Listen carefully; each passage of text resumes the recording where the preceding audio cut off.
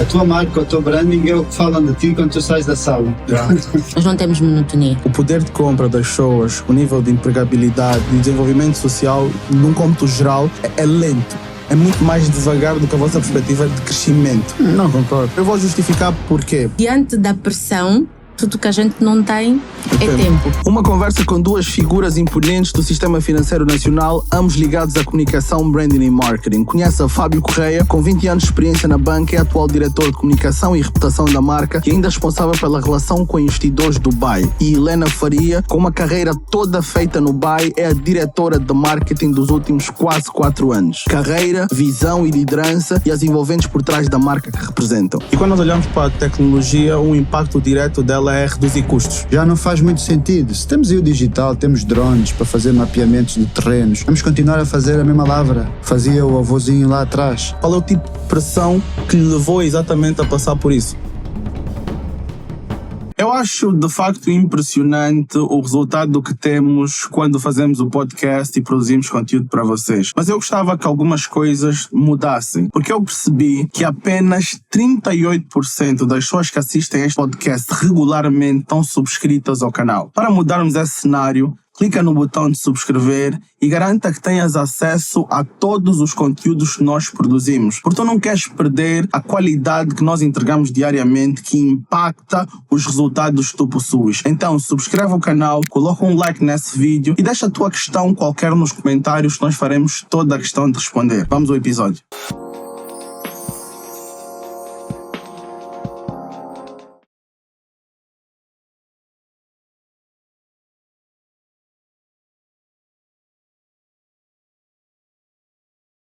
Olha, sejam então muito bem-vindos a mais um episódio do Dinheiro Limpo Podcast. É sempre um prazer conversar com vocês. Hoje, em particular, o episódio é diferente. Nós trouxemos aqui duas pessoas que pela primeira vez estão connosco a conversa, que representam marcas enormes, que estão em posições estratégicas e de gestão, porque nós costumamos falar com gestores séniores e investidores, e a conversa vai ser muito transversal a todos os aspectos, e é um prazer enorme ter aqui Fábio Correia e Helena Faria para falar comigo. Obrigada.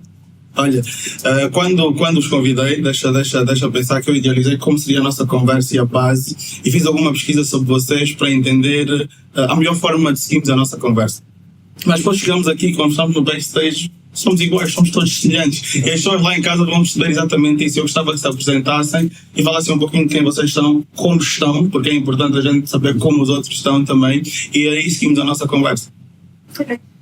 Agradeço o convite, muito obrigada por nos terem interessado este convite. Eu sou Helena Faria, sou mãe de 2 meninos lindos, responsável numa instituição muito grande, que vocês conhecem, que eu preferi não anunciar, vou deixar para ti.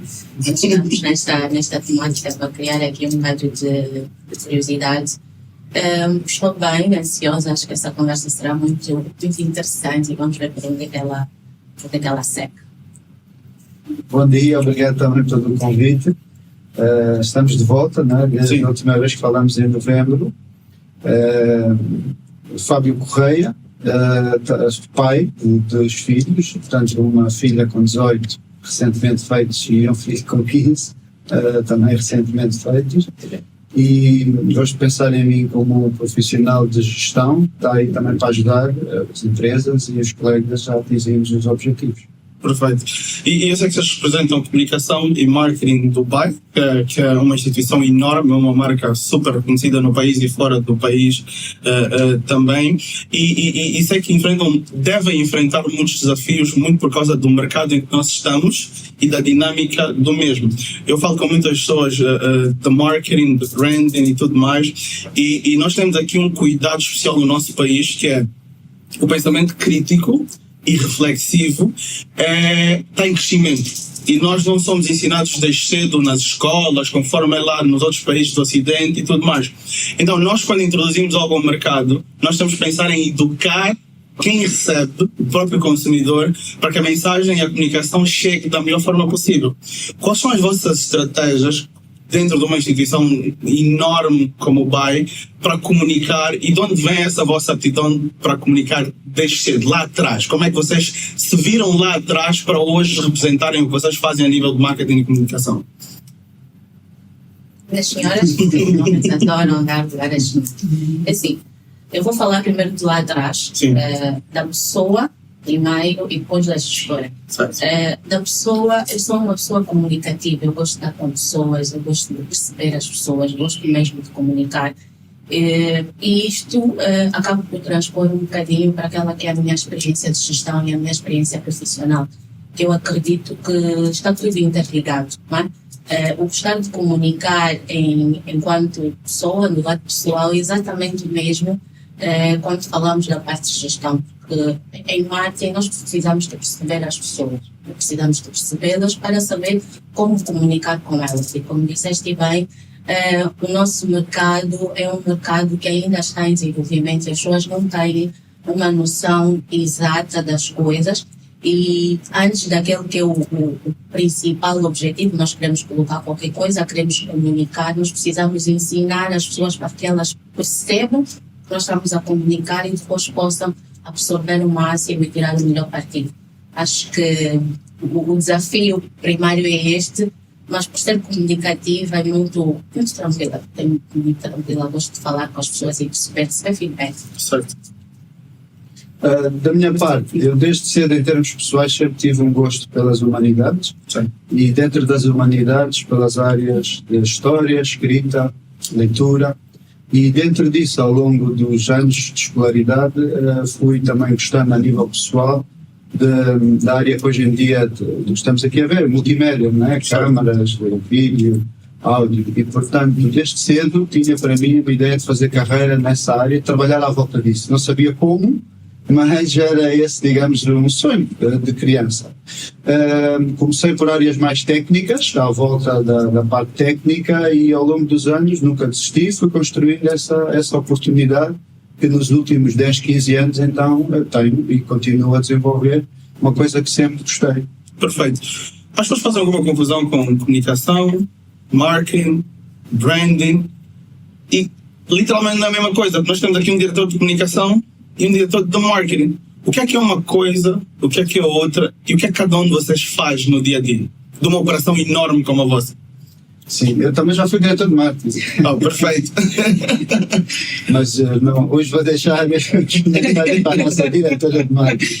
São exigências muito diferentes, Ok. e ambas muito exigentes porque implicam ter um domínio da informação que estamos a tratar. Naturalmente, se for uma instituição mais pequena, o desafio é menor do que uma instituição maior, porque tens de dominar um número maior de assuntos e de detalhes. Certo. Muitas vezes em reuniões executivas queres a resposta ali, não ir fazer contas no Excel, sair da sala, não há tempo para isso. Certo. Qualquer executivo à volta da mesa quer respostas prontas na hora para se tomar as decisões, não há tempo para esperar.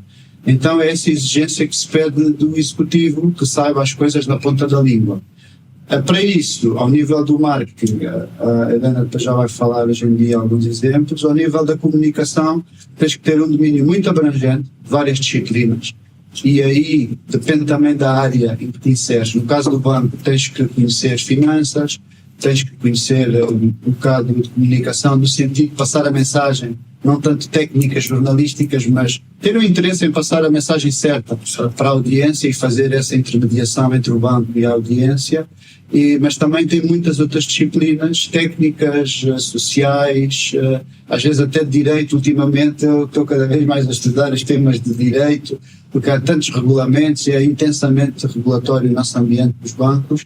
Então, no final do dia tens que gostar do que fazes e tens de ter um gosto por aprender todos os dias coisas novas. Pessoalmente é isso que eu gosto, não gosto de 2 dias, é muito aborrecido para mim ter 2 dias iguais. Então o que me atrai nos bancos e na função que tenho é que não tenho 2 dias iguais. Portanto, não há 2 dias iguais e é isso que me mantém, digamos, estimulado para continuar a aprender. Perfeito. Ok. Complementando, eu diria o seguinte, elas são diferentes, mas são muito similares, não é? Ou complementam-se uma outra. Dizia que o Fábio falava de comunicação, então na comunicação eu tenho a responsabilidade quase que de desfazer mensagens difíceis em mensagens mais fáceis, porque queremos um objetivo imediato naquele momento. Comunicamos alguma coisa e queremos um resultado imediato. O marketing termina na comunicação porque quando falamos de marketing nós estamos a falar de estratégia, nós estamos a falar de conceber, de desenvolver alguma coisa, de analisar, e como dizia o Fábio, não temos guia monótono, a nossa experiência profissional, e ele tem experiência de marketing, foi diretor de marketing durante muitos anos.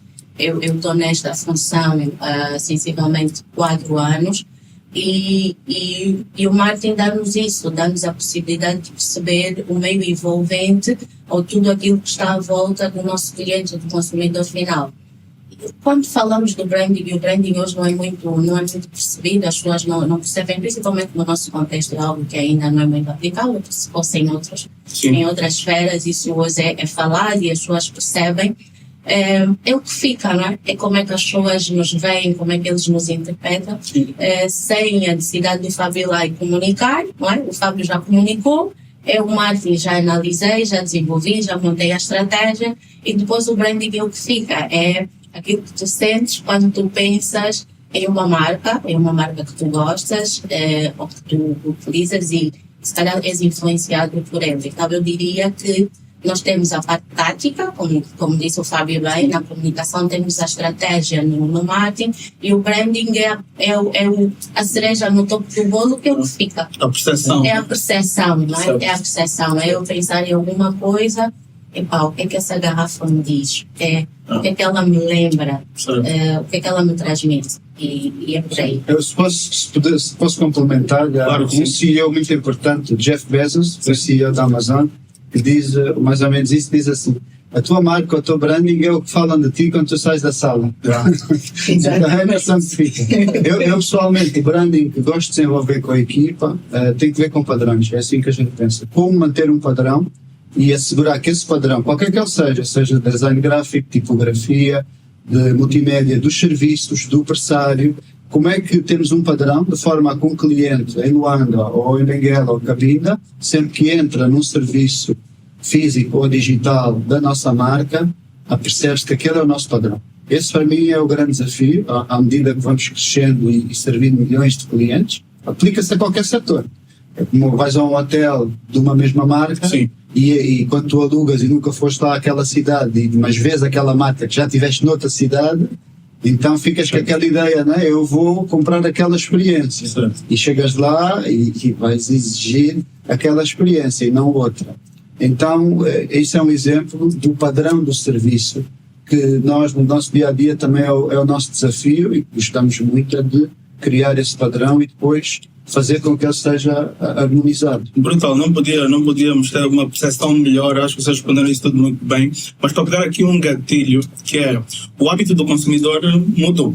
O nosso consumidor de hoje não é o mesmo que 10, 15 anos atrás. Antigamente nós tínhamos muito monopólio em alguns setores específicos, em que tínhamos uma empresa ou duas, às vezes uma empresa de família ou então uma empresa maior, mas a dominar completamente, e a necessidade de comunicar e fazer o marketing assertivo era quase desnecessário, porque era tudo muito orgânico. Se tu só tens uma opção, vais acabar indo para aquilo.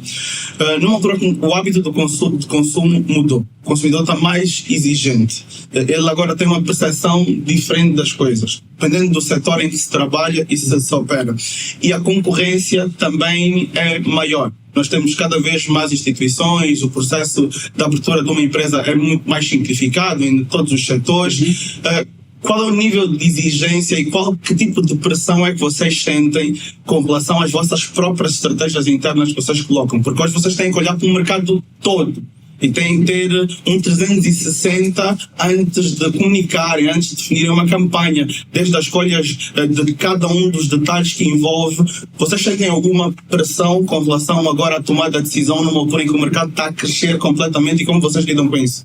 Este podcast tem o apoio da Unitel Empresas nesta temporada. É o patrocinador oficial desta temporada do Dinheiro Limpo Podcast. Se és empreendedor ou tens uma empresa em Angola, a Unitel Empresas tem soluções feitas à tua medida, desde comunicação, internet dedicada e até serviços de cloud e segurança. Eles não são só uma operadora, são parceiros estratégicos para quem quer escalar e profissionalizar o seu negócio. Eu, Euclides, confio na Unitel porque sei que é com tecnologia e estrutura que levamos as nossas ideias mais longe.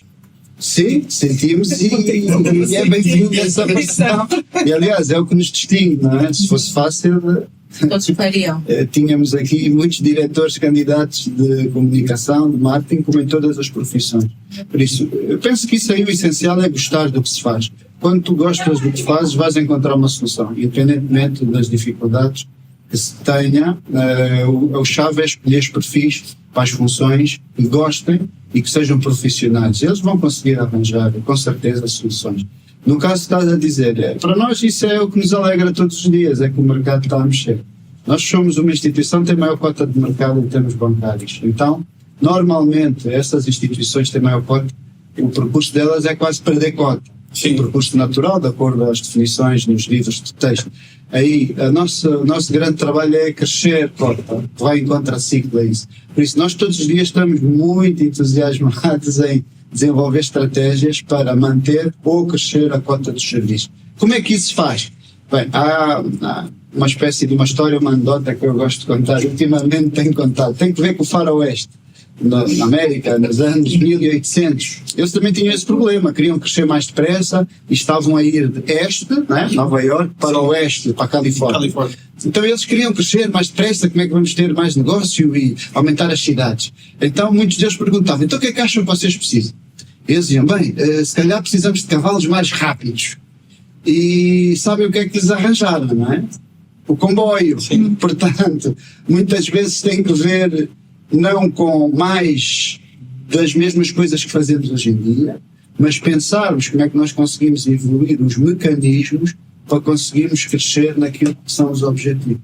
E isso, no nosso caso, é o que nós gostamos de fazer no dia a dia. Perfeito. Helena, qual é a estrutura ou quais são as ferramentas que tu normalmente usas para resolver problemas complexos? Acho que deves ter muitos pepinos que chegam ali à tua mesa todos os dias. Eu tenho uma horta toda. Então diz-me aí, que ferramentas é que tu, enquanto gestora sénior, usas para resolver problemas complexos? E se quiseres colocar um problema na mesa que tu tenhas recentemente e usaste alguma coisa específica para resolver, também era uma boa ideia. Ok, eu vou usar uma estratégia que há dias alguém na minha equipa, e quando ouvir isso, de certeza que se vai lembrar, que são os porquês. Okay? Eu uso muito a estratégia dos porquês. Eu estou sempre, mas porquê? E porquê? E porquê? E porquê? Para chegarmos à resposta certa. Essa é uma das minhas estratégias. Eu pergunto muito. Gosto de ouvir, gosto de estar com as minhas pessoas e uso sempre essa expressão, as minhas pessoas, a minha equipa, de forma que nós consigamos analisar várias perspectivas, ok? Não necessariamente porque estamos a discutir ou porque tem um desafio ou um problema relacionado com um produto que eu não vou chamar alguém que é do canal, porque as coisas estão relacionadas e o fato de termos uma mescla de perspectivas tendencialmente nos conduz para um resultado o mais positivo possível. Então, essas são as duas estratégias que eu uso muito. As perguntas, é a estratégia do porquê e a junção de várias opiniões para chegarmos a um ponto convergente e depois tomamos a decisão mais acertada. E as minhas análises ou as minhas discussões acabam sendo sempre decisões de grupo. Perfeito. Então pegamos aqui, aliás é um modelo bem conhecido aqui, os 5 porquês, os 5 whys e tudo mais. E depois também o facto de, enquanto líder, apesar de perceber que está numa posição hierarquicamente superior, ter ali a abertura para colher várias informações e modelar e resolver um problema. No caso do Fábio, como é que funciona? Sim, no meu caso foi por fases, devo dizer. Quando era mais jovem queria resolver e resolvia todos os problemas sozinho. Com os jovens não têm muito tempo e têm muita ansiedade de ter resultados, então no início da carreira, mesmo enquanto direção, eu já estou em cargos de direção há 15 anos e portanto no início devo dizer que eu queria mesmo resolver sozinho porque eu queria avançar com os assuntos, não queria esperar.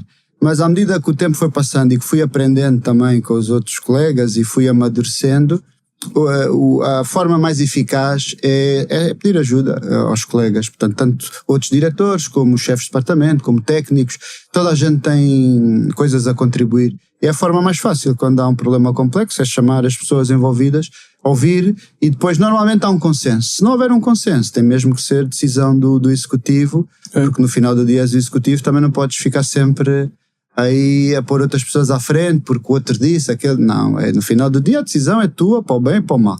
Mas é muito mais fácil e muito mais duradouro teres uma equipa para ajudar a analisar os problemas. Perfeito, nós estamos a falar aqui em torno de vocês e das vossas carreiras, mas obviamente a vossa carreira não começa no bairro, vocês têm toda uma história. Mas nós fomos ver como vocês estão linkados a essa marca que vocês representam e falam com paixão, porque quando vocês estão a falar de como resolvem os problemas, os vossos olhos brilham e tudo mais. No caso do Fábio, como é que chega ao BAI? O que é que lhe liga com o atual cargo que ocupa e representa? Sim. No meu caso, eu regressei a Angola há 20 anos atrás e na altura, por um motivo forte, o meu pai tinha falecido e tinha algumas situações a resolver aqui. E o meu pai era colaborador da Sonangol, também durante muitos anos, 25 anos, e as contas estavam domiciliadas no BAI. E daí que abriram-me também uma conta para poder agilizar essa parte administrativa. Então, os primeiros 2-3 anos que cá vivi, sempre ficava aí nas agências do BAI também a observar e como é que eram os procedimentos e assim. Como já trabalhava noutra instituição bancária, muitas vezes comparava o que é que poderia ser diferente no BAI. Isto foi durante mais ou menos 8 anos. Certo. 8 anos mais tarde, e sempre fui cliente, e fui sendo cliente do banco, 8 anos mais tarde tive a hipótese através de uma formação de especialidade em gestão bancária, tive a oportunidade de saber que havia um cargo ou uma função disponível dentro da minha área, eu candidatei-me, porque tinha toda essa ligação, não é? Da minha família, ou esse grupo, ao grupo BAI, que estava ligado na sua origem ao grupo Sonangol, e então para mim foi muito bom, não é? Parecia que me tinha preparado ao longo desses anos todos, precisamente para esse momento, e também lá dentro encontrei muitas pessoas que eu não conhecia, mas senti-me como família desde o primeiro momento, porque de facto faziam parte desse grupo grande e ainda hoje estamos juntos, não é? Existe aqui essa ligação emocional, né? O olho azul, né? Literalmente por causa da cor do bike, ficou ali a ver e acabou. Somos uma grande família. E no teu caso, como é que foi? Como é que começa a tua carreira e depois como é que faz parar o bike? O que é que fazias antes? Um bocado similar, com algumas diferenças, mas eu também tive muito tempo fora de Angola, regressei a Angola há cerca de 19 anos, não tive essa paixão inicial. Anteontem, né? Sim, anteontem. Não tive essa assim, muito desconhecido, desconhecia muito o mercado angolano, por ser a última de 5 irmãos, acabei por ter que vir estudar também aqui. E quase que fui coagida, fui direcionada para o BAI pelos meus colegas de universidade que sugeriram participar numa feira de emprego que o BAI fazia ali, que eu estava a fazer na minha universidade, e eu fui completamente descomprometida. Foi uma coisa que, ok, os colegas estão a fazer, deixa-me também ir preencher a ficha, e foi assim. E depois recebi uma chamada e fui contratada a estar no BAI.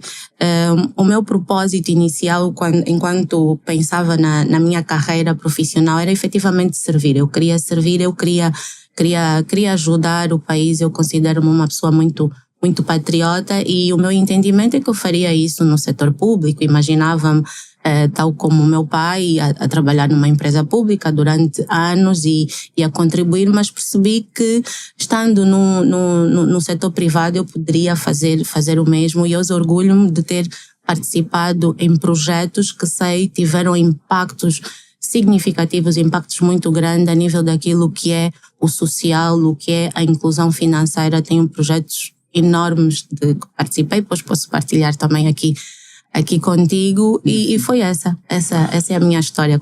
Eu queria fazer aqui um reparo importante. Eu sou pai, né? Tenho uma filha agora, 1 ano e 2 meses, então pequenina, e vivo a experiência, obrigado, da paternidade, que é excelente. E faço aqui uma correlação que muitas das pessoas que eu falo, líderes em Angola e fora, a presença dos pais cedo tem um impacto muito grande naquilo que eles são mais tarde. E isso também cultural nosso aqui olharmos que o abandono da paternidade e as consequências que isso tem na crise social que nós vivemos hoje.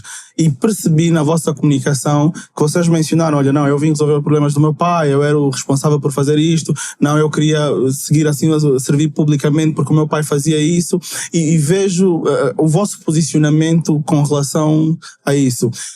Enquanto pais também que vocês são, cada um tem 2 filhos, acho que no bai para poder ser gestor sênior tem que ter 2 filhos, só 2, se for 3 já é muita responsabilidade e não dá certo, mas o que é que vocês passam? Quais são os valores essenciais que vocês não negociam e que vocês passam para os vossos filhos porque sabem que vai ser importante lá na frente, tanto para eles serem cidadãos de bem e cumprirem com o seu papel social, mas também serem profissionais de excelência como vocês, porque eles devem sentir a pressão do vosso sucesso enquanto profissionais. Imagina um lugar onde se junta conhecimento, networking e oportunidades, tudo num só evento. O Fin Summit é isso, e ainda mais, é o maior evento de finanças, investimentos e negócios da Angola. Então, se queres crescer, aprender com os melhores e sair de lá com ideias aplicáveis para mudar o teu jogo, então tens de estar na próxima edição. Eu sou o fundador deste projeto porque acredito que o futuro da Angola passa pela educação financeira e empresarial. O Fin Summit é onde essa evolução começa. Então, no dia 1 e 2 de novembro deste ano, o Fin Summit volta a Luanda com a maior edição de sempre. Adquira já o teu ingresso clicando no link na descrição deste vídeo e participe de uma experiência premium de conhecimento. Não sei se sentem assim tanta pressão. Os meus sentem. Depende, né? Eu tenho 2 e um são completamente diferentes. A menina é mais focada e o menino, não sei se não sente pressão nenhuma. Mas acho que também pode ser um efeito da idade e com o tempo lá vai. Os valores que se passa, eu penso e acredito, e o que faço é mais pelo exemplo. Porque estás aí a falar, os jovens nem ouvem, nós também não ouvíamos, certo. Ou ouvimos de um lado, sai no outro. Então, sempre tento fazer pelo exemplo. E no meu caso, os exemplos que dou têm que ver também com a minha vivência, não é? Com a forma de eu ser e com aquilo que eu também aprendi na minha casa. Que eu cresci com a minha avó e com a minha mãe. O meu pai vivia aqui em Luanda e nós vivíamos em Lisboa. Então, no caso, eu penso que os valores que temos mais assentes têm que ver com a honestidade, não é? E o trabalho, a independência. Portanto, tem que treinar eles para serem independentes e não estarem a depender de nada, tem que depender de si mesmos. E a lealdade e a persistência. São esses os 3 valores que tentamos dar pelo exemplo. E no caso dela, fez também 18 anos, há 2 semanas, e vamos ver se funcionou. Está mesmo prestes a começar a testar. Mais um mês vai já também viajar. Já cumpre, né? Como dizia a minha mãe, já cumpre. Vai agora, anos. Vamos testar agora. Daqui a um mês vai já viajar sozinha e começar a sua vida. Já não precisa de autorizações. E no teu caso, Helena, quais são os valores que são inegociáveis? Eu acrescentaria apenas mais aqueles que o Fábio já falou, a honestidade, sim, eu acrescentaria o respeito. Okay? Esta para mim é a base. O respeito, e lembro-me sempre do meu pai e dos meus pais dizerem: tens que respeitar os mais velhos, tu tens que respeitar o próximo. Para mim o respeito é muito importante e é a base da relação, a par do exemplo, né?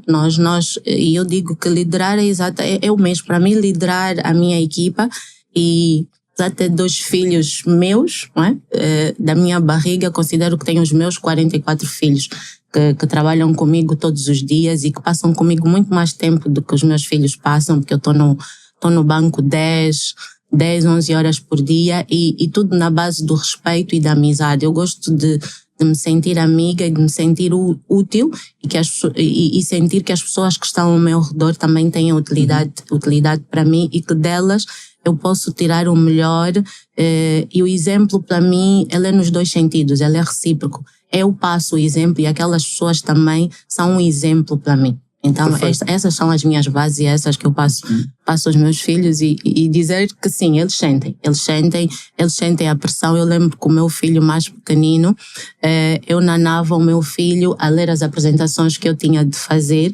e o meu filho com 3 aninhos, eu estava a ouvir o meu filho a falar de um projeto que eu tinha na altura, que era relacionado com pagamentos móveis, e o meu filho a falar do projeto também e determinadas passagens que eu tinha, porque eu nanava o meu filho a ler as apresentações que eu muitas vezes tinha que fazer para o board. Então é isso. Perfeito. Eu gostava de saber se mudou alguma coisa no BAI quando a empresa tornou-se pública, quando a empresa foi listada em bolsa. O nosso mercado é novo. Vocês marcaram história, né, sendo a primeira operação da alienação de ações em mercado de bolsa, e obviamente passaram a ter muitos chefes, né? Passaram a ter muitas pessoas para responder, que são efetivamente os sócios, desde as pessoas físicas como as coletivas que acabaram entrando para o processo. Essa é uma visão que eu não tenho. A nível de gestão, dentro de uma empresa como a vossa, do vosso tamanho, depois de um processo de alienação de ações, mesmo que o mercado seja pequeno como o nosso, o que é que muda na gestão? Aumenta a pressão? A dinâmica é diferente? Ou a operação ao vosso nível de gestão mantém-se exatamente a mesma e vocês não sentem o impacto direto de como a percepção do mercado com relação ao estoque está? O que é que mudou na vossa dinâmica da empresa? Mudaram coisas com certeza, mas numa fase nascente não é assim tão acentuado, porque no final do dia temos pessoas razoáveis, tanto quem gera capital como quem aplica capital, certo? Pessoas razoáveis. Então há um escrutínio maior ao nível das obrigações, porque acresce mais um regulador, a Comissão de Mercado de Capitais. Sim. Tem o seu conjunto de regulamentos e leis, e portanto temos que nos adaptar ao nível das políticas e práticas de relatórios, essencialmente prestação de informação. Ao nível da gestão, o nosso plano estratégico já vinha em curso e mantém-se o mesmo, vai até 2027 e, portanto, as nossas estimativas é crescer 20% ao ano, isso mantém-se. E, portanto, em termos do mercado, no mercado, recentemente ouvimos o Sr. Governador do Banco Nacional referir que estamos com taxa de bancarização de 31,4%, portanto, nós não estamos cansados, pelo contrário. Estamos com muita energia para continuar a dobrar clientes e porque está tudo por fazer. E, portanto, está tudo por fazer. O nosso sentimento é que está tudo por fazer. Eu vou agora dizer uma pergunta, até pegando isso da taxa de bancarização e do vosso objetivo de crescer 20%. Vocês, como são uma instituição já muito grande, obviamente que o vosso crescimento tende a ser menor. Como o Fábio disse há pouco tempo, vocês são um alvo a bater, então tendem a perder cota de mercado e não crescem como uma startup 100% ao ano. É quase que impossível para o vosso tamanho. Mas quando nós olhamos, pelo menos localmente, a menos que abram branches fora, como vocês têm em outros países e tudo mais, quando nós olhamos para o nosso mercado e fazemos aqui um 360 na nossa economia, o poder de compra das pessoas, o nível de empregabilidade e o desenvolvimento social, de um cômputo geral, é lento. É muito mais devagar do que a vossa perspectiva de crescimento. Não concordo. Eu vou justificar porquê. Porque, por exemplo, quando nós olhamos para nível de desemprego, quando nós olhamos estatisticamente para a nossa região, o setor que mais emprega é a agricultura. Do lado formal. Então, quase que mais de 64% dos empregos formais são nas zonas rurais. O que quer dizer que as zonas rurais deviam, mas não pagam tão bem assim em qualquer parte do mundo, mas aqui em particular os salários não são muito bons. Significa que nós podemos ter mais empregos, mas se o ritmo de crescimento for semelhante na zona rural, nós vamos ter menos poder de compra, porque não existem tantas pessoas aqui nas cidades, nos centros urbanos, a terem as mesmas oportunidades de crescimento a nível de empregabilidade. E vocês precisam de crescer, vocês são um banco, vocês são uma instituição que trabalha com dinheiro. Então, socialmente precisa existir mais dinheiro para que o vosso crescimento seja mais acentuado. Não só a nível de clientes, mas também a nível de volume de negócios. Então, quando vocês olham para o mercado em si, e quando vocês olham para esses números que a gente fala, realisticamente, quais são as dificuldades que vocês acham que vocês vão enfrentar a nível de crescimento se nós tivermos uma sociedade que não cresce, ou uma economia que não cresce no mesmo ritmo que vocês, por exemplo? E principalmente olhando para a vossa estratégia, para o mass market, para os clientes de baixa renda, queremos ver como vocês pensam nisso para o vosso crescimento. Porque se socialmente nós estivermos a crescer para uma baixa renda e vocês precisarem de mais clientes e mais volume de negócios, vai existir a necessidade de olhar para esses aspectos sociais também. Como é que vocês veem isso estrategicamente? Sim, eu estou positivo e estou muito estimulado.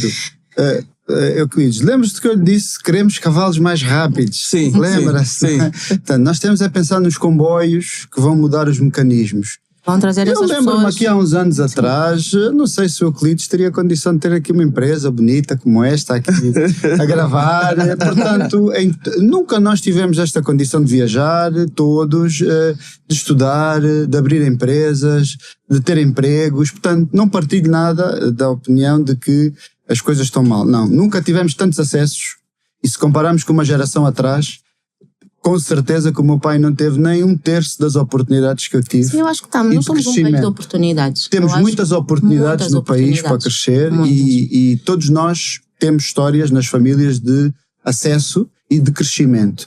Agora, o que me parece, para crescer mais depressa, Sim, que é sempre a minha questão é esta, não é mais depressa, é crescer mais depressa. Crescer mais depressa, me parece que temos que olhar mais para os comboios do que para cavalos mais rápidos. Esse é que é a grande... Esse é que é o grande desafio. É que é o grande tema, não é? Como é que nós chegamos, então, e tu tocaste aqui no tema de onde estão as pessoas, como é que nós chegamos? Eu acho que esse é que é o grande tema, porque oportunidades elas estão aí, nós somos um país grande, multiculturas, costumo dizer que dentro do nosso país nós temos vários países, nós temos dentro das várias zonas que circundam o nosso território e as oportunidades estão aí. O desafio ou a estratégia é perceber como chegamos a essas pessoas, como é que somos mais rápidos para chegar a elas e porque elas são pouquinhas, não é? E aqui é pela escalabilidade. Como é que eu chego a elas e como é que eu chego a elas mais rápido? E pegando a deixa do Fábio, temos o comboio.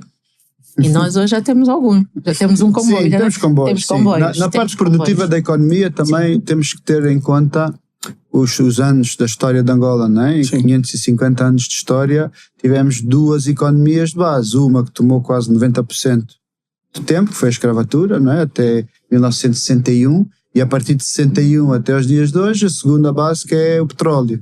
E portanto estamos neste momento a tentar aumentar a porção relativa à produção nacional, mas pronto, vai demorar o seu tempo a chegar aí, nem que seja só para consumo interno, de produção nacional, os têxteis para o consumo interno vai demorar o seu tempo. Para quê? Para os produtos serem mais baratos e acessíveis. Por outro lado, temos a economia de serviços, aquilo que eu dizia dos comboios, portanto, não me parece também faça sentido inventarmos a roda quando já temos hoje o digital. Nós fazemos muitas vezes fóruns e temos alguns empresários que ainda continuam a insistir em teclas que já não faz muito sentido. Se temos aí o digital, temos drones para fazer mapeamentos de terrenos, não é? Fazer os melhores cultivos para as terras, etc. Vamos continuar a fazer a mesma lavra que fazia o avôzinho lá atrás. Portanto, temos que nos modernizar e ter acesso a essas ferramentas que hoje em dia eu acho que estão ao alcance de todos nós para chegar lá. Agora, temos também que mudar um bocadinho a postura de que estamos à espera do governo. Também costumo ouvir muito isso nos fóruns. Estamos à espera que o governo faça A, ou faça B, ou faça C. Nós temos que ter a iniciativa própria. Sem iniciativa própria não se faz. Vocês já andaram pelo país inteiro, aliás, já tivemos essa conversa. E obviamente também a Helena falou sobre nós temos vários países dentro de um país só e eu acho que quem não vê isso dessa forma falha muito no seu marketing e na sua comunicação. E vocês andaram pelo país e tiveram contato com diferentes pessoas e dentro da vossa abordagem real, qual é a maior dificuldade que vocês encontraram, ou melhor, até não vou falar de dificuldade, qual é o maior insight que vocês retiraram do vosso contato com os vossos clientes, com o povo em si, nas regiões que vocês foram, desde as mais recônditas até as citadinas? Bem, na minha experiência, e porque conheço de estar 17 províncias desse país, de estrada, de estar lá, de falar com as pessoas e de perceber os hábitos, vivências, motivações, etc., o melhor insight, e é aquele que a literatura nos ensina, é que nós temos que seguir o feedback das pessoas. Nós temos que perceber os dados e por aí é o caminho. Tudo aquilo que nós tivemos que aplicar para atingir determinado objetivo tem que ter uma base lógica e científica, ok? Para conseguirmos concretizar o que nós queremos. Este para mim é o principal insight, é o feedback. O que é que as pessoas querem, o que é que as pessoas nos dizem, o que é que elas nos transmitem e às vezes é até o que elas não não dizem, não é? Aquilo que elas não exteriorizam por palavras, mas que nós conseguimos perceber pelos hábitos e pelas formas, a forma como estão e como vivem. E quando dizia que nós temos vários países, nós temos um país muito grande, nós temos uma diversidade cultural e se criarmos essa correlação hoje com a forma como nos posicionamos e a forma como estamos, é perceber que eu não estou da mesma forma em Luanda como eu estarei no Mochico, como eu estarei no Quando. O mais perto é Malange, que é já aqui ao lado. Exatamente, em Malange. Tão longe. Malange acho que é das províncias que eu mais visitei e que mais municípios conheço. Quando digo que conheci, não fui só a cedo, não é? Eu fazia muitas viagens de carro e falei há pouco tempo dos projetos e dos projetos que eu digo hoje mais impactantes que tive e que sei que contribui significativamente para aquilo que é desenvolvimento, inclusão financeira, acesso de serviços.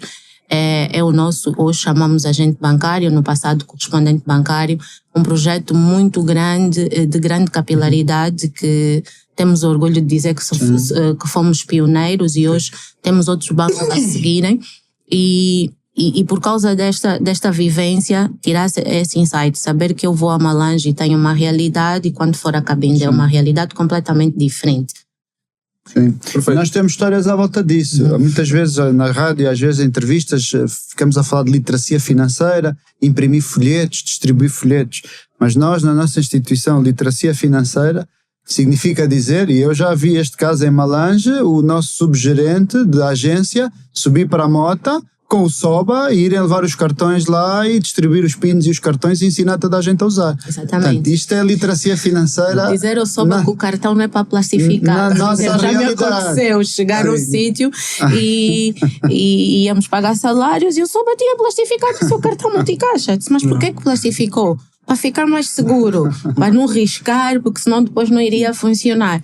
Então é falar com as pessoas, porque o folheto não funciona, as pessoas não sabem. Esses são os desafios reais de crescer em Angola, assim, na primeira pessoa. E falando em crescimento, nós falamos também há pouco tempo, pincelamos na inovação. E é inevitável porque os setores que dominam o nosso país, como o óleo e gás, o setor financeiro, são os setores que mais inovam sempre a nível de tecnologia e tudo mais. E quando nós olhamos para a tecnologia, um impacto direto dela é reduzir custos. Então, no futuro, nós vemos cada vez bancos a terem menos agências, a serem cada vez mais digitais, que é o que se busca no sistema bancário. As pessoas não vão ao banco com a mesma frequência que vão fora de Angola. Em Angola, as pessoas estão 7, 8 anos num país e nunca foram a uma agência bancária, nunca foram tratar um documento numa repartição fiscal, porque tudo é online. Numa altura que se fala muito em inteligência artificial, inovação, que vocês querem reduzir custos, vocês querem que as vossas campanhas sejam mais efetivas, que segmentar mais. Como é que vocês olham para o BAI daqui a 3, 5, 10 anos? A percepção do público, que é o que plastifica o cartão e que tem alguma dificuldade em absorver a comunicação de forma geral, talvez eu queria ter uma agência mais próximo de mim para ter acesso ao serviço. Numa altura, se calhar, o sistema bancário pensa, eu quero me digitalizar o máximo possível para não ter que aumentar o meu custo e abrir mais agências. O que é que vai acontecer no futuro para vocês? Sim, esta questão que disse do quero ir à agência é aquela situação do cavalos mais rápidos. Portanto, vai chegar a uma altura que o cavalo não vai andar mais que aquilo, não é? Portanto, não é essa a solução. Nós, quando pensamos nos serviços, não pensamos que queremos baixar custos. Nós pensamos qual é o custo. Primeiro, qual é a simplicidade e utilidade do serviço. Okay. É simples e útil, as pessoas vão usar. Esse é o primeiro. E a seguir qual é o custo razoável para qualquer pessoa que trabalha e com os nossos salários conseguir aderir, distribuído por todos. Esses são os nossos 2 critérios. Portanto, de um lado. Do outro lado, comparamos com o custo de ter uma agência, que sabemos que muita gente insiste a ir à agência, mas também sabemos que ninguém quer pagar taxas associadas a ir à agência. Okay. Então, esse é o equilíbrio que nós tentamos buscar todos os dias. Exatamente. Porque há sempre alternativas livres de custo, mas implica aprender a trabalhar com o telefone, a trabalhar com aqueles comandos USSD, que ficas ali a interagir com os menus, ou a ter acesso a um app no telefone, que 1 hora, eu acho que qualquer pessoa, 1, 2 horas aprende a trabalhar com aquilo. Compensa mais do que ir todos os dias durante o mês à agência? Para mim compensa, é mais barato, não perco tanto tempo, é mais confortável. Há pessoas que falta dar esse passinho, não é? De investir 1 ou 2 horas para aprender, ao invés de deslocar-se todos os dias.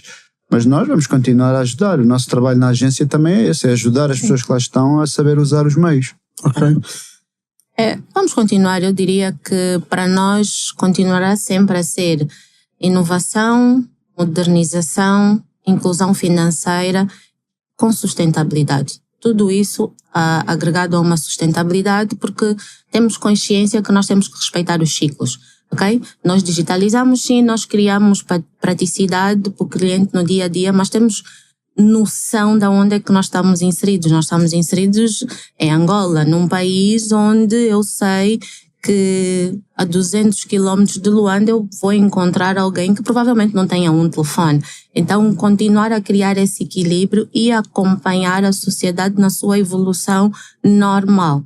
Prático, sim, mas próximo.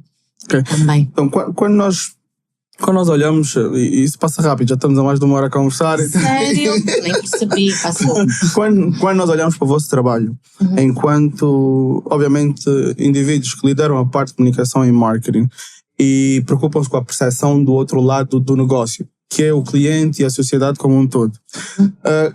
Quando, por exemplo, o que vocês querem comunicar a nível de negócio não é tão bem recebido, como vocês ajustam os vossos processos internos a nível de comunicação, e se não ajustam, porque vocês fazem testes também, enquanto uma instituição grande, vocês têm que estar com o mercado e adaptar-se continuamente. Existe obviamente uma diferença entre a estratégia de negócio e a percepção do público e a comunicação. Parece que existe ali um trio. Como vocês, do vosso lado, que é a comunicação, né, que vem depois da estratégia de negócio e das responsabilidades enquanto empresa, agem quando o lado final, que é o cliente, no caso, não recebe tão bem como vocês se calhar desejavam?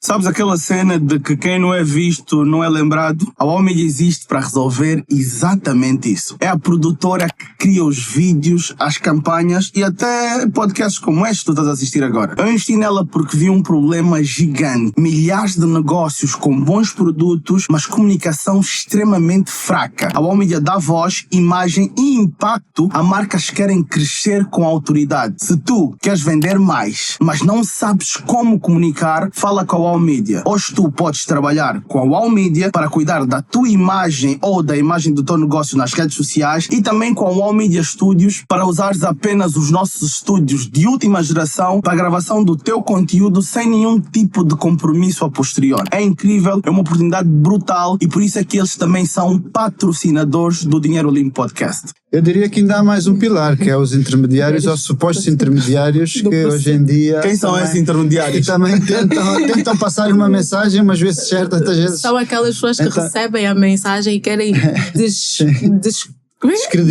descredibilizar ou querem elucidar os outros, mas acabam por não conseguir também chegar ao objetivo final da comunicação. O banco, quando faz os seus produtos e os serviços, quer ajudar. No final do dia, não pode... Nosso objetivo é ajudar, não é, a sociedade e os clientes a terem os serviços financeiros.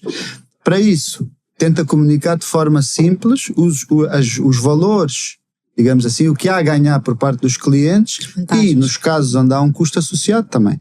Quando isso é mal percebido ou mal comunicado, pode-se dar às vezes o caso também de ser mal comunicado a intenção, nós fazemos é corrigir com intervenções subsequentes. Por exemplo, 2024 eu tive que fazer intervenções na televisão, que é o meio mais rápido de passar a informação ao maior número de pessoas. E isso ficou esclarecido também rapidamente, porque às vezes é uma percepção. Qual era o problema na altura, quando teve que dar a cara à televisão? Tinha que ver com os canais. Os canais de utilização do banco. O que é que são os canais de utilização? Portanto, as agências. Ok. E havia um foco muito grande nas agências e havia um pico de renovação de cartões. Okay. Mas nós temos também os agentes bancários, já mais de 700 hoje em dia, e que também fazem esse serviço. Okay. Mas as pessoas ou não tinham confiança ou não sabiam. Então, uma informação rápida na televisão ajudou a diluir a carga por todos esses agentes. E é um exemplo de uma informação que pensávamos nós que estava já bem materializada e que afinal as pessoas não tinham conhecimento que há esse agente na comunidade, agente bancário BAE, que também emite cartão multicaixa. É um exemplo. Sim, nós temos uma estatística que diz que nós temos quase 14 milhões de usuários de internet em Angola. Mas agora o Fábio diz que a comunicação na televisão foi muito mais incisiva, muito mais direta. Os pequenos negócios, fala-se muito hoje de o público estar no digital e nós fizemos comunicar no digital sempre, mas aí mostrou-se, por exemplo, a relevância ainda e a superioridade da televisão. Com certeza. Dentro da vossa experiência como comunicadores macros, onde é que está o público? O público está em todos esses canais, mas atenção, quando diz 14 milhões com acesso à internet, não é linear. Sim, não é linear. A grande diferença é que na televisão é linear. Efetivo e constante, não é? Porque hoje eu acho que dizemos 14 milhões constantes. Hoje as pessoas são utilizadores de internet, muitos por serviços gratuitos, dos quais alguns nós até nós disponibilizamos, e nesses serviços as pessoas não têm permanentemente, vou dizer, não são como nós, que em casa temos internet 24 sobre 24. Então, no momento da comunicação, podem não estar estar atentos. Já a televisão e o rádio, para mim, continuam a ser veículos muito rápidos para difundir qualquer tipo de comunicação. Então, dentro do nosso país... E nas redes sociais, deixa-me complementar que há o fator comercial. Portanto, as redes sociais não são lineares como a televisão. As redes sociais têm um algoritmo próprio e que lhes interessa mostrar um conteúdo a mim diferente do que mostra a si. Portanto, e nós, quando fazemos essa comunicação para os nossos clientes, temos isso em consideração. Não aparece o mesmo feed igual para todos.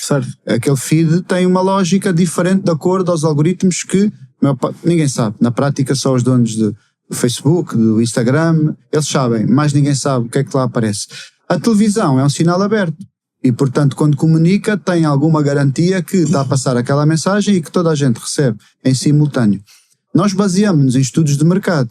Portanto, não é uma ideia minha ou uma opinião, é estudos de mercado que sempre fazemos há 25 anos no banco. Temos estudos de 25 anos que todos, 2 vezes por ano até, demonstram, por amostragem, quais são os canais mais eficazes. Ok. A nível de percentagens, conseguem dizer a vossa penetração quando olhamos para o resultado? Quando vocês comunicam nos meios, tanto no digital como na televisão, na TV convencional, o que é que converte mais a nível percentual para aquilo que é o vosso objetivo de comunicação e marketing? É ao contrário, a análise as porções que lá são indicadas normalmente no estudo já são as taxas sistémicas. Por exemplo, sim, é mais ou menos por aí, depois a gente não vai ver caso a caso, mas é ao contrário. Por exemplo, o Facebook diz que o último ano, 2024, 9 em cada 10 angolanos estão no Facebook. Dos que têm internet. Certo. Ok? Então é 90%. É mais ou menos essa taxa de transformação de alcance. Certo. De alcance. Depois ainda tem dentro desses 90% a taxa de transformação. E as taxas de transformação, tanto de meios above the line, chamam-se above the line, que são a televisão, a rádio, como below the line, que são os meios dominados por nós, como as redes sociais nas nossas páginas, os folhetos ou o nosso portal, informação dominada por nós, anda entre 3 a 5, 6%. Uma campanha com 6% de taxa de transformação é uma grande campanha. Significa dizer, em cada 100 da audiência que tentas chegar, se conseguires vender o produto a 6 pessoas, é considerado uma grande campanha. O normal é 2%. 3%. Sim. Mesmo para vendas. Isso é igual tanto em televisão, que é um bocado de fazer um spray assim geral, como em campanhas mais direcionadas de redes sociais, com anúncios, é mais ou menos a mesma. O normal, né? 2, 3. Se conseguir chegar a 5, 6%, já é uma taxa de transformação bem sucedida numa campanha. Perfeito, então estamos a converter semelhante. Os pequenos negócios e os grandes negócios, as métricas são muito similares, só que o volume é que é diferente. O volume e o volume base de investimento. analítica é a mesma, pois qual é o volume que vai ser aplicado dessa porcentagem. Só para dar um exemplo do que tenho lido ao longo dos últimos 2 anos, só para terem uma noção, o presidente Trump, na primeira vez que foi presidente, investiu à volta de $300 milhões na campanha de Facebook. Primeira vez, não esta. A primeira vez que ele não tinha notoriedade, $300 milhões. Só em Facebook, só fora a televisão e todos os outros 300 milhões. Portanto, para quê? Para ter a certeza que aquele investimento ganhava, digamos, um bloco e uma prioridade na visualização de todas as audiências de Facebook. Hoje em dia são 1,3 bilhões de pessoas ativos, daily users ativos, e que é muito grande, e a percentagem dos Estados Unidos também é muito grande. Então tens de ter um volume de investimento que não está ao alcance destas PMEs, não está mesmo. Não está ao nosso alcance, os mortais. Nós não conseguimos. Eu queria agora entender aqui, agora que estamos quase no final, um pouquinho mais do lado de gestão. Qual foram os maiores erros, ou o maior erro? Porque nós temos que mostrar que vocês são humanos também, né? Claro. Quais foram os maiores erros que vocês cometeram dentro da vossa área profissional, quer seja no BAE ou se calhar anterior ao BAE, e como vocês resolveram pontualmente isto? Eu acho que nós falámos já um bocadinho, ou pelo menos... Não, Helena, não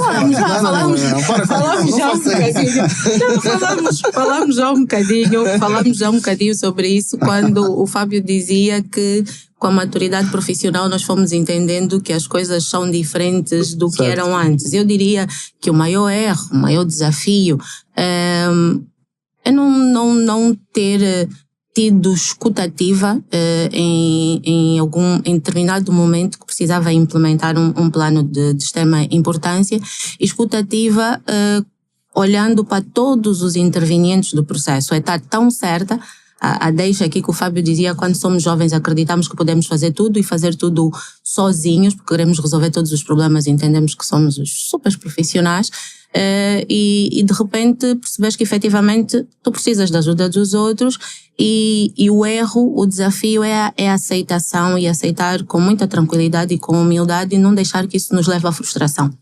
Certo. Eu acho que diria que este foi o maior erro, o maior desafio, sem especificar aqui o plano em si, mas melhor do que errar é aprender com o erro, não é? E aceitar o erro. Se calhar antes do Fábio responder à questão, eu vou só fazer uma pergunta para que ela responda como resolveu, que é, existe uma dificuldade extra em ser jovem, ser mulher e ser gestora sénior? É mais difícil o caminho para as mulheres, porque falou-me sobre escutativa. Disse que se calhar não ouvia tanto e era muito mais ligada nas suas próprias ideias. Exato. Isto era porque sentia a pressão do meio como um todo e sentia que os olhos estavam em si de forma diferente, porque as mulheres precisam provar muito mais, muitas vezes, dentro do ambiente de trabalho, porque as oportunidades ainda são maiores para os homens, e isto não sou eu que invento, é uma estatística global. Porque é que não ouvia? Porque é uma mulher inteligente, começou a trabalhar desde cedo, é gestora numa grande empresa. Porquê é que acabou cometendo esse erro e como resolveu? Qual é o tipo de pressão que lhe levou exatamente a passar por isso? É isso que queremos perceber. Tempo. Traduz tempo. Detalhe, tempo. Tempo e acreditar que estamos certos da tomada de decisão que estamos a empregar. E tempo por quê? Ouvir os outros leva tempo. Falar contigo, falar com o Fábio, recolher as tuas ideias, perceber os teus... Validar, isso leva tempo. E diante da pressão, tudo que a gente não tem é tempo. E precisamos rapidamente de entregar e dar resposta àquilo que nos está a ser solicitado sob pressão, porque é tudo muito rápido, como diz o Fábio, nós não temos monotonia. Então, como resolver, ou como resolvi? Perceber que é possível fazer isso escolhendo as pessoas certas, não é? No momento certo para poder entregar melhor. E sozinha, aqueles todos os porquês que eu há pouco tempo acabei aqui por referir, eu não tinha as respostas para todos os porquês, então eu precisava de trazer as pessoas, fazer os porquês certos e ter o resultado e depois poder entregar. Então, é tempo. Vocês têm que entender que não é fácil falar com as pessoas da comunicação e do marketing, porque eles vão fazer isso, mas eles vão responder, mas eles respondem assim. Então tem que me dar o meu mérito pelas questões e as respostas. Mérito extra, sim. No caso do Fábio, como é que foi? Antes de chegar àquela primeira parte, dizer também que no banco, e eu acompanho isso há muitos anos, todos os dias, portanto estou mesmo a dar um feedback franco. Nós não temos isso de cotas, igualdade de género, é igual, se é homem, se é mulher, vai viajar para o interior de carro, para fora, é exatamente igual. Eu na minha equipa trato igual os meus chefes de departamento, a cultura da empresa e dos donos da empresa é o que definem, pode haver um outro caso, mas 95% ou mais não faz nenhuma distinção. se é senhora, se é senhor, é exatamente a mesma missão, os mesmos recursos e o mesmo rigor no cumprimento dos objetivos. Não há essa diferenciação, é igual. Ao nível do que perguntou do erro, eu dividiria em duas questões, também, pronto, como disse, de comunicação.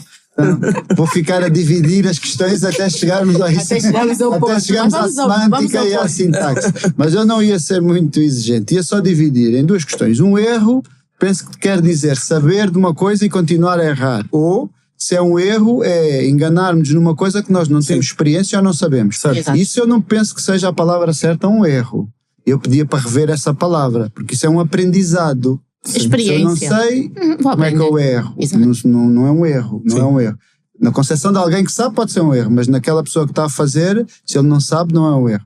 Portanto, o maior aprendizado que eu tive estes anos, e nas áreas de marketing e comunicação, foi de facto testar mais os produtos junto da audiência. Esse foi o grande aprendizado. Porque no início tens uma ideia do que é que tu achas que é bom para ti, enquanto consumidor. No meu caso, eu sou muito pela utilidade. Certo. O cartão multicaixa, não vem lá o nome, para mim, que era o cartão de pressa, se estiver a funcionar, good. Sei que há pessoas que fazem questão que o nome de ter o nome e esperam 1, 2, 3 semanas para o nome estar lá impresso no cartão. Eu, no início da minha carreira nestas áreas, achava que toda a gente pensava como eu. Então dizia, não é preciso personalizar os cartões, toda a gente vai querer cartões. Então, também fruto da inexperiência, fui aprendendo que há muitos tipos diferentes de adoção dos produtos, de gosto. Lembro-me na altura de um cartão mulher, que as senhoras adoraram, e eu achava aquilo, mas aquilo é um cartão igual aos outros, não faz nada diferente. É identidade, é branding, ok? Mas o mais engraçado é que eu até nem estava a perceber o cartão, depois no fim ainda me vieram dar os parabéns, porque era uma grande ideia de um cartão, e eu aí disse, não, vão mesmo ter que ouvir melhores. Não, brutal, perfeito. Perfeito. É bom que a gente tenha assim a vossa visão sobre esses aspectos, até para aprendermos e percebermos como é que se pensa quando se é grande, né? E para correlacionarmos aqui as coisas, porque obviamente é assim que a gente vê. E se calhar aqui para fazer uma pergunta mais direta à instituição agora, quais são vocês que lidam com comunicação, com marketing, quais são os principais desafios para o BAI crescer? Eu sei que queremos crescer 20% ao ano, né? Segundo o vosso plano estratégico, até 2027, 20% ao ano. Mas quais são os principais desafios de crescimento do BAI nesta altura? Ou que vocês, por exemplo, fizeram uma projeção e acham que deve vir a acontecer? Ou não têm desafios nenhuns também? É assim, se nós criarmos um paralelismo, e agora ele vai dizer que nós somos de comunicação. Está tudo bem. É para aprender também. Se olharmos para uma criança, olharmos para um ser, existem sempre desafios de crescimento. Certo. Nós, quando somos bebés, temos o desafio de aprender a andar, o desafio de aprender a falar. Os desafios estão sempre, eles são constantes. E o importante aqui é nós sabermos nos adaptar peço desculpas. É importante sabermos nos adaptar. Não diria quais são os desafios, mas aqui é capacidade de adaptação àquilo que ocorre. Se quiser ser mais precisa, os principais desafios, eu apontaria aqui um específico, que é a literacia financeira. Nós somos uma instituição financeira bancária e precisamos que as pessoas entendam e percebam aquilo que nós estamos a colocar no mercado. E hoje este é um desafio efetivo que nós temos a nível do país, transversalmente de Cabinda Cunene. Iria ficar por aqui. Sim, eu também entronco nisto que a Helena disse e naquilo que também o próprio Euclides referiu no início da formação, desde pequenos na escola, espírito crítico, espírito reflexivo, foi o que referiu no início. Certo. Isso numa escala a nível nacional, estamos a falar de 30 milhões de pessoas, quando não há ou há em níveis muito pequeninos, é muito desafiante, porque significa que tem uma camada de executivos que está a planear e a querer executar planos a vários níveis, no público, no privado, mas depois no fundo tem que se dedicar a estar a ensinar aos recursos que vão executar os planos, a acompanhar, passo a passo, step a step. E isso acho que atrasa, porque não há condição de um executivo estar a treinar 50 pessoas. Tempo. É o tempo que se investe nas pessoas, mas por outro lado, se cada uma dessas 50 fosse independente na sua ação, isto ganhava uma velocidade. Isso é transversal ao setor de negócios, ao setor business do banco? Também encontram as mesmas dificuldades ou é mais para o cliente, pessoa física? É país. Ok. Porque nós estamos na sociedade e estamos sempre a viajar. Concordo da mesma opinião. Vamos lá com os nossos colegas, vamos aos empresários, vamos às fazendas, vamos às fábricas, vamos aos terrenos, vamos à praia, vamos ao campo, em todo lado. É país. Então, se não tiver lá pessoas também com essa iniciativa e saber fazer, fica muito difícil, porque no fundo depois tem que se especializar em muitas áreas e quem se especializa em muitas áreas não se especializa em nada, fica um generalista. Exatamente. Então esse é o grande desafio, termos especialistas. Não precisamos todos de ser engenheiros, professores, doutores, médicos. Temos todos que ter uma profissão. E esse é que eu penso que é o grande desafio, profissionalizar mais aqui a nossa população. Nossa sociedade, a nossa população. Perfeito.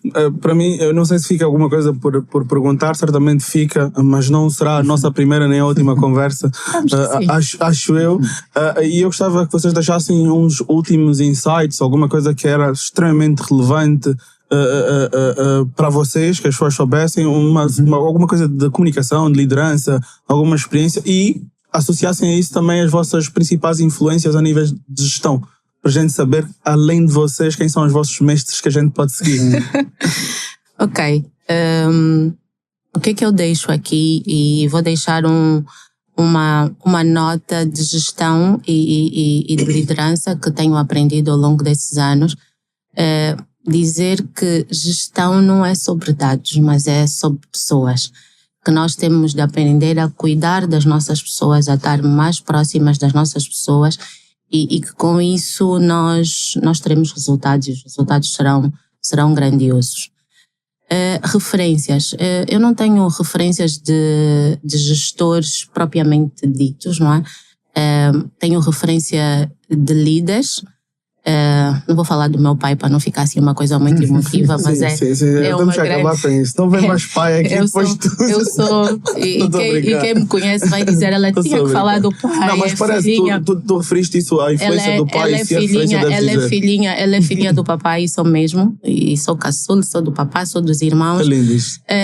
Referência de líder para mim, Nelson Mandela. Ok. Um grande líder, um grande exemplo de ouvir, de escuta ativa, de se doar às pessoas, de se entregar, daquilo que eu acabei de dizer, de pôr as pessoas em primeiro lugar, não é? E de ser capaz de ter uma gestão emocional tão grande e tomar decisões difíceis em tempos extremamente difíceis. Este é o líder que eu admiro toda a vida. É o Nelson Mandela. Perfeito. Obrigado. Sim, em termos de líderes assim, internacionais, também Nelson Mandela, penso que é um ser humano muito grande, com uma grande capacidade de pensar e de agir de acordo aos seus valores, aos seus pensamentos, e muito tranquilo também nas abordagens. Em termos de gestão internacional, Warren Buffett, que fez a última reunião de acionistas há 2 semanas, com 94 anos. 94 anos, e deixou a gestão executiva, também é um grande exemplo, não só pelo tempo, mas também pelos conceitos de poupança, de investir naquilo que se gosta, de focar-se nas suas especialidades, de capitalizar ao longo dos anos e não consumir e investir. Sim. Portanto, Warren Buffett penso que também educou toda uma geração de gestores no mundo inteiro, desde Jamie Dimon, do JP Morgan, Jeff Bezos, todos eles referem as cartas anuais de Warren Buffett. Tem muito para ensinar. Apenas lendo as cartas, estão todas publicadas no site. Em termos nacionais, em termos de gestão privada, Luís Lelis. Temos a sorte de trabalhar há 12 anos e trabalhava noutra instituição e de facto nunca tinha visto um gestor angolano de facto a tomar decisões ou a coordenar decisões locais. Sempre vi que vinham de fora, de casas-mãe e assim, e portanto foi o primeiro grande exemplo que vi, ainda continuo a ver hoje em dia, de decisões muito impactantes que afetam milhões de pessoas a serem tomadas para nós, por nós, localmente. E angolanos para angolanos. Sim, exatamente, e é uma grande referência, foi uma das causas também que na altura mudei para o BEI. E costumam dizer que às vezes a gente sai das instituições por causa dos líderes, mas também muda para instituições por causa de líderes, e em termos nacionais é essa referência que tem. Perfeito. Eu vou fazer só uma última questão, porque eu acho que é muito, muito, muito importante. Quase que me esquecia. Enquanto gestores, nós somos investidores, preocupamos muito com a pele em risco. Nós olhamos muito para isso. O BEI sendo uma instituição pública, agora negociada publicamente em bolsa, vocês são investidores ativos nos stocks da vossa empresa?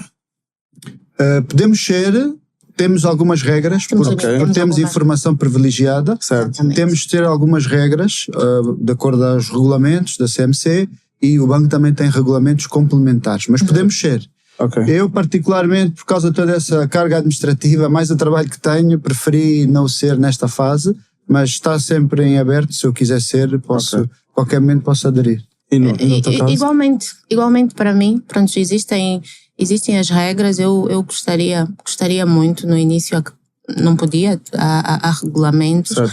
Mas confesso, às vezes até seguindo a ti e alguns outros fazedores de opinião e influências que falam muito de finanças, o que percebo é que eu não tenho muito tempo, e às vezes é necessário dedicarmos algum tempo, percebermos efetivamente o que vamos fazer, onde vamos investir, e acho que hoje é mais falta de tempo do que vontade efetiva.